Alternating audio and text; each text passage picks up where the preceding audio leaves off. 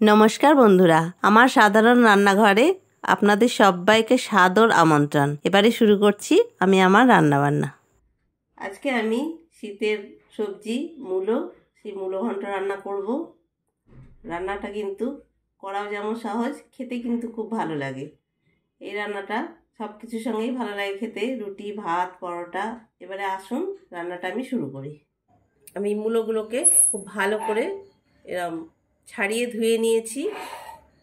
আর দেব মটরশুঁটি, আর কাঁচা লঙ্কা তো আছেই, আর দেব আলু, আর দেব বড়ি।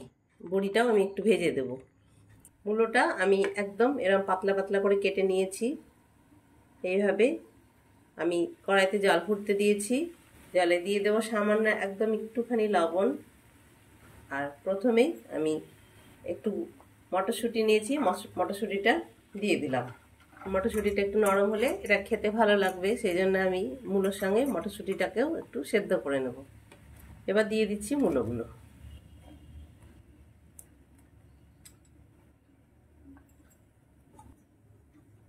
মূলোটা একটু সেদ্ধ করে নেব।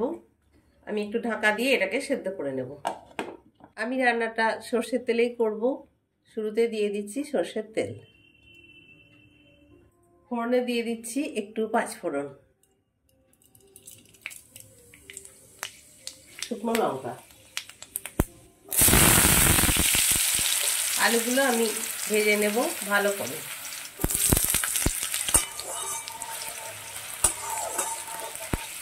আলুটা অল্প একটু লবণ দিয়ে দিলাম, আর দিয়ে দিচ্ছি অল্প একটু হলুদ গুঁড়ো। হলুদ আর লবণ দিয়ে আলুটা আমি খুব ভালো মতো ভেজে নেব। আলুটা খুব ভালো মতো ভাজা হয়ে গেছে। আমি দিয়ে দিচ্ছি মূলোটা, সেদ্ধ করে নিয়েছি সেই মূলোটা।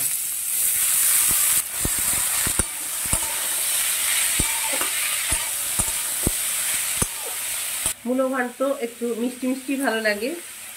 আমি দিয়ে দিচ্ছি স্বাদ মতো চিনি। আপনারা ঝাল, লবণ, মিষ্টি যে যেরকম খাবেন সেরকম দেবেন। এই রান্নাটা খেতে কিন্তু খুবই ভালো লাগে। এটা রুটি, পরোটার সঙ্গে যেমন ভালো লাগে, ভাতেও ভালো লাগে। আমি এইভাবে কিছুক্ষণ এটাকে কষিয়ে দেব। আমি একটু ঢাকা দিয়ে দেব।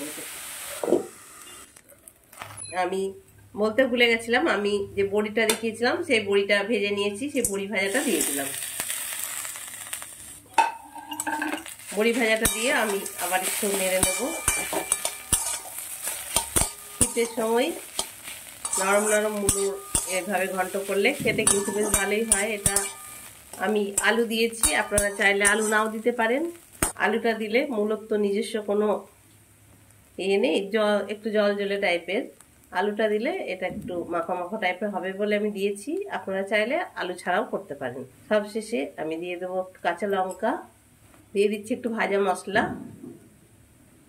দিয়ে দিচ্ছি 1 চামচ ঘি। এগুলো দিয়েও আমি একটু নেড়ে চেড়ে নেব। এইভাবে বাড়িতে মূলো ঘন্ট করে খাবেন, এটা কিন্তু খেতে বেশ ভালোই লাগে। এটা সম্পূর্ণ নিরামিষ। যারা নিরামিষ ভালোবাসেন আশা করছি তাদের এটা ভালোই লাগবে খেতে। আমার রান্না যদি আপনাদের ভালো লাগে তাহলে অবশ্যই জানাবেন, জানালে আবার ভালো লাগবে। ভালো থাকুন, আনন্দে থাকুন। ধন্যবাদ।